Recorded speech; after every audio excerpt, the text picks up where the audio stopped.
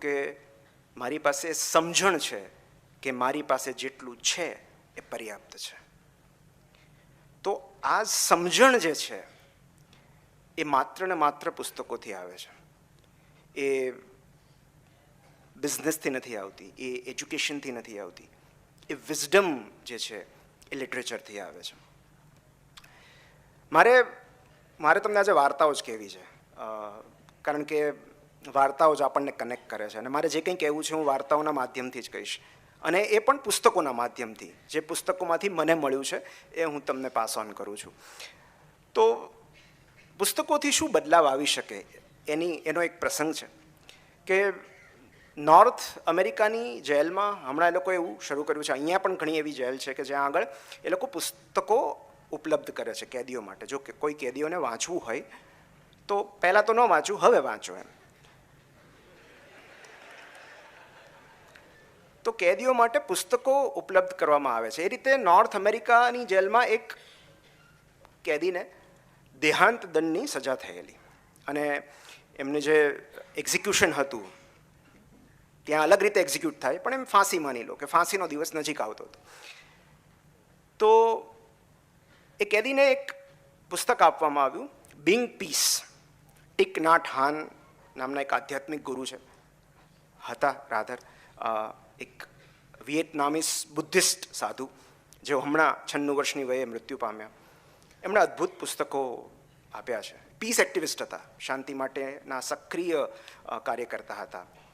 અને એમનું આ પુસ્તક છે બિંગ પીસ, એ પેલા કેદીને આપવામાં આવ્યું. અને જેલમાં તો કેટલો બધો સમય હોય, ત્યારે તો એવું બાનું ન કાઢે કે ટાઈમ નથી.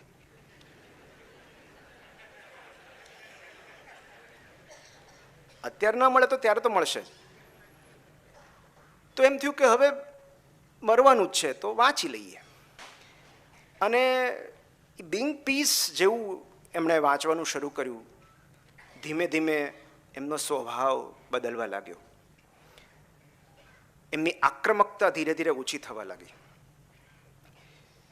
પોતાની ઉરડીમાં મેડિટેશન કરવા લાગ્યા. તમાકુનું વ્યસન હતું, તમાકુ છોડી દીધી. આ સૌરાષ્ટ્રવાળાને ખાસ કહું છું, કારણ કે અમારે આગળની ગાડી થોડી ધીમી પડે ને એટલે સમજી જવાનું કે હવે બારણું ખુલશે.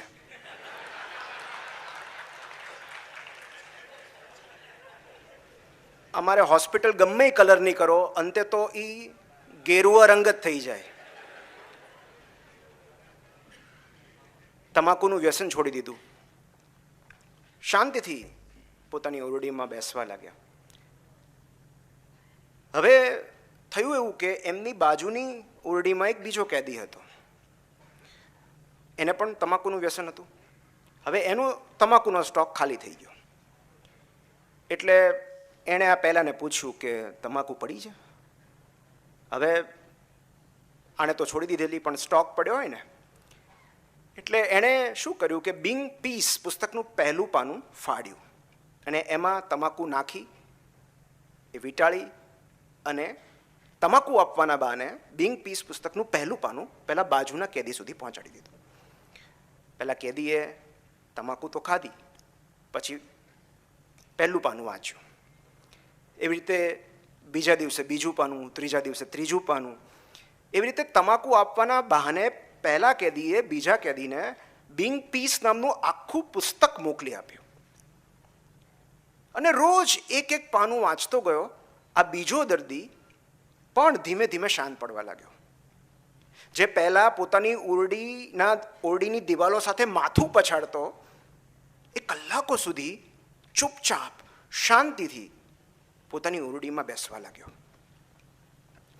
જ્યારે આખું પુસ્તક પત્યું પછી એક દિવસ આ બીજા કેદીએ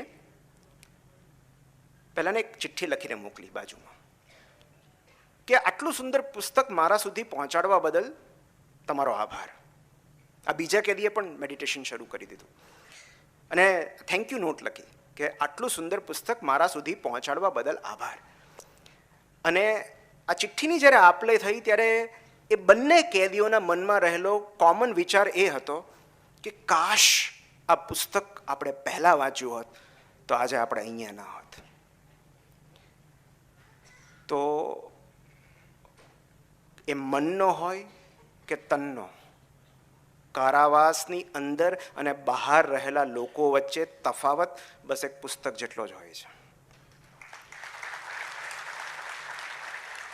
જેલમાં હોવા છતાં પણ એ બંને કેદી એક પુસ્તક થકી દીક્ષિત થયા, અને આપણે જેલની બહાર હોવા છતાં પણ મનના કારાવાસમાં પૂરાયેલા હોઈએ છીએ. મતલબ કેટલા બધા લોકો સુધી સવારનો કુમળો તડકો નથી પહોંચતો, સૂર્યાસ્ત જોઈને એમને કોઈ રોમાંચ નથી થતો, ઠંડો પવન, વૃક્ષનો છાંયો, સંધ્યાકાળનું આકાશ એમને રોમાંચિત નથી કરતું. આ મનનો કારાવાસ નથી તો બીજું શું છે? તો આપણે બધા આપણી યાત્રા જે છે એ યાચકથી કરીએ છીએ. આપણે બધા કશુંક માંગતા હોઈએ છીએ. તો યાચકથી સહાયક બનવા માટે પુસ્તક વાંચન જરૂરી છે. પહેલા કેદીએ બીજાને સહાય કરી. ક્યારે? જ્યારે એના પોતાનામાં કંઈક પરિવર્તન આવ્યું. તો યાચકથી સહાયક બનવા માટે, ઉપાસકથી ઉદ્ધારક સુધીની યાત્રા કરવા માટે પુસ્તક વાંચન જરૂરી છે. આ થઈ પ્રજ્ઞા, વિઝડમ આવ્યું એમને. બીજી એક વાત કરું કે એક નોરા નામની એક છોકરી હતી, 30 વર્ષની, સિવિયર ડિપ્રેશનમાં. એ સતત પોતાની જાતને અનવોન્ટેડ ફીલ કરતી. એને એવું થતું કે મને કોઈ પ્રેમ નથી કરતું. એને પોતાનું જીવન નિરર્થક લાગતું, વ્યર્થ લાગતું. અને આમ ખાસ કોઈ જીવનમાં હતું નહીં જેની સાથે બધું શેર કરી શકે. એણે એક બિલાડી પાળી હતી, નાની એવી. એ બિલાડીને બહુ પ્રેમ કરતી અને એક સંગીત સંસ્થામાં એ સંગીત શિક્ષક તરીકે ફરજ બજાવતી. એક દિવસ એવું બન્યું નોરાની લાઈફમાં કે એની બિલાડી ક્યાંક બહાર ફરતી હશે ને એક કાર ચાલક એ બિલાડીને કચડીને ચાલ્યો ગયો. બિલાડી મૃત્યુ પામી અને નોરા ઉદાસ થઈ ગઈ, દુઃખી થઈ ગઈ.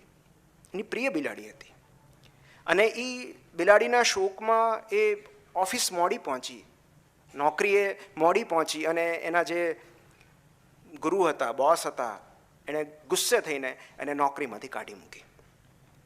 એક જ દિવસમાં આ બે દુઃખદ ઘટનાઓ બની ગઈ. આ દુઃખ કોની સાથે શેર કરવું એવું વિચારીને એ પોતાના મિત્ર રવિ પાસે ગઈ. એને એમ થયું કે રવિ મારી વાત સાંભળશે, કોઈકને મારે કહેવું છે.